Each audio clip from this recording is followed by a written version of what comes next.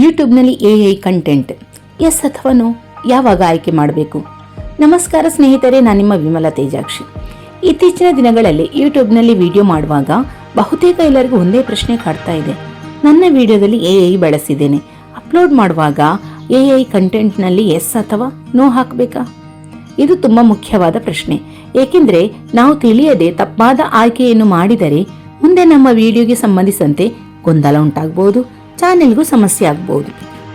ಹಾಗಾಗಿ ಇವತ್ತಿನ ಈ ವಿಡಿಯೋದಲ್ಲಿ ಎಐ ಬಳಸುವಾಗ ಯೂಟ್ಯೂಬ್ನಲ್ಲಿ ಎಸ್ ಯಾವಾಗ ಹಾಕಬೇಕು, ನೋ ಯಾವಾಗ ಹಾಕಬೇಕು, ಎಐ ಚಿತ್ರಗಳನ್ನು ಬಳಸಿದರೆ ಏನು ಮಾಡಬೇಕು, ಎಐ ವಾಯ್ಸ್ ಬಳಸಿದರೆ ಏನು, ನಮ್ಮದೇ ಫೋಟೋವನ್ನು ಎಐ ಮೂಲಕ ಬದಲಾಯಿಸಿದರೆ ಏನು ಎನ್ನುವುದನ್ನು ಸರಳವಾಗಿ ತಿಳ್ಕೊಳ್ಳೋಣ. ಮೊದಲಿಗೆ ಒಂದು ವಿಷಯ ಸ್ಪಷ್ಟವಾಗಿರಲಿ, ಎಐ ಬಳಸುವುದು ತಪ್ಪು ಅಲ್ಲ. ಎಐ ಅನ್ನುವುದು ಒಂದು ತಂತ್ರಜ್ಞಾನ. ನಾವು ಅದನ್ನು ನಮ್ಮ ಕೆಲಸವನ್ನು ಸುಲಭಗೊಳಿಸಲು ಬಳಸಬಹುದು.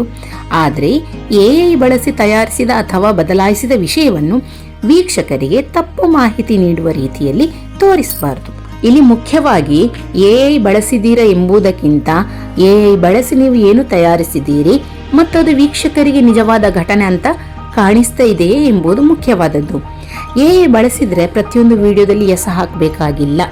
ಇದು ಬಹಳ ಮುಖ್ಯವಾದ ವಿಷಯ. ನಮ್ಮ ವಿಡಿಯೋದಲ್ಲಿ ಯಾವ ರೀತಿ ಬಳಕೆ ಮಾಡಿದರೆ ನೋ ಅಂತ ಹಾಕ್ಬೋದು ಅನ್ನೋದನ್ನು ನಾವು ಉದಾಹರಣೆ ಸಮೇತ ನೋಡ್ತಾ ಹೋಗುವ.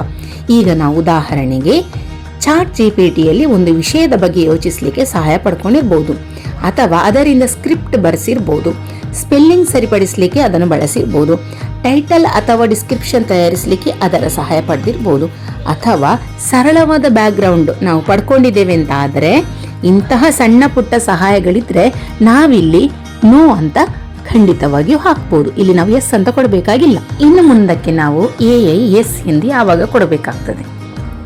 ಎಐ ಬಳಸಿ ನಿಜವಾಗಿ ನಡೆದಂತೆ ಕಾಣುವ ದೃಶ್ಯ, ವ್ಯಕ್ತಿ, ಘಟನೆ ಅಥವಾ ಮಾತನ್ನು ಸೃಷ್ಟಿಸಿದ್ದರೆ ಅಥವಾ ಬದಲಾಯಿಸಿದ್ದರೆ ವಿಷಯ ಬದಲಾಗ್ತದೆ. ಅಂತಹ ಸಂದರ್ಭದಲ್ಲಿ ನಾವು ಎಸ್ ಬಗ್ಗೆ ಗಮನ ಕೊಡಬೇಕು, ಅಂದರೆ ಮಾಹಿತಿಯನ್ನು ಬಹಿರಂಗಪಡಿಸಬೇಕು. ಈಗ ಒಂದು ಸರಳ ಉದಾಹರಣೆ ತೆಗೆದುಕೊಳ್ಳೋಣ. ನಾವೊಂದು ಪ್ರಸಿದ್ಧ ವ್ಯಕ್ತಿಯ ನಿಜವಾದ ವಿಡಿಯೋವನ್ನು ತೆಗೆದುಕೊಂಡು ಅವರು ಹೇಳದ ಮಾತನ್ನು ಎಐ ಮೂಲಕ ಅವರ ಬಾಯಿಂದ ಹೇಳಿಸಿದರೆ ಅದು ಸಾಮಾನ್ಯ ಎಡಿಟಿಂಗ್ ಅಲ್ಲ, ಅದು ವೀಕ್ಷಕರಿಗೆ ಆ ವ್ಯಕ್ತಿ ನಿಜವಾಗಿಯೂ ಆ ಮಾತನ್ನು ಹೇಳಿದ್ದಾರೆ ಎಂಬ ತಪ್ಪು ಭಾವನೆ ಕೊಡಬಹುದು. ಇಂತಹ ಸಂದರ್ಭದಲ್ಲಿ ಎಸ್ ಎಂದು ನಾವು ಆಯ್ಕೆ ಮಾಡಿಕೊಳ್ಳಲೇಬೇಕು.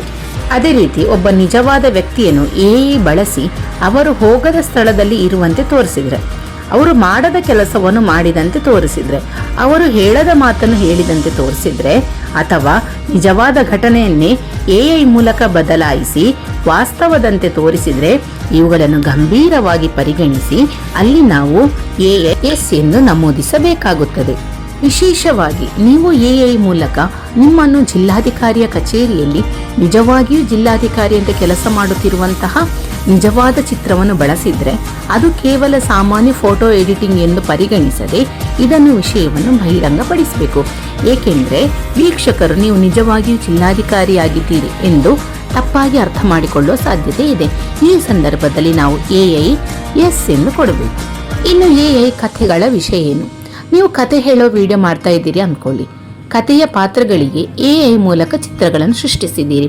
ಕಥೆ ಕಾಲ್ಪನಿಕ, ಪಾತ್ರಗಳು ಕಾಲ್ಪನಿಕ, ಘಟನೆಯೂ ಕಾಲ್ಪನಿಕ, ಹಿನ್ನೆಲೆ ಧ್ವನಿ ನಿಮ್ಮದೇ. ಆದರೂ ನಾವು ಇಲ್ಲಿ ಈ ದೃಶ್ಯವನ್ನು ಚಲಿಸುವಂತೆ ಮಾಡಿದ್ದೀವಿ ಅಂತಾದರೆ ಇಲ್ಲಿ ಎಐ ಎಸ್ ಎಂದೇ ಕೊಡಬೇಕು. ಅಥವಾ ಬರಿಯ ಇಮೇಜ್ ಹಾಕಿದ್ರೂ ಕೂಡ ಹಿನ್ನೆಲೆ ಧ್ವನಿ ನಮ್ಮದೇ ಇದ್ರೂ ಕೂಡ ಅದು ನಿಜವಾದ ಘಟನೆಯನ್ನು ತೋರಿಸುವಂತೆ ಇದ್ದರೆ ಅಲ್ಲಿ ಎಐ ಯೂಸ್ ಎಸ್ ಎಂದೇ ಕೊಡಬೇಕು. ಇನ್ನು ಎಐ ವಾಯ್ಸ್ ಬಳಸಿ ಒಂದು ನಿಜವಾದ ವ್ಯಕ್ತಿಯ ಧ್ವನಿಯಂತೆ ಕೇಳಿಸುವಂತೆ ಮಾಡಿ ಆ ವ್ಯಕ್ತಿ ಮಾತನಾಡಿದಂತೆ ತೋರಿಸುತ್ತಿದ್ದೀರಿ ಎಂದಾದಲ್ಲಿ ಎಐ ಯೂಸ್ ಎಸ್ ಎಂದೇ ಕೊಡಬೇಕು.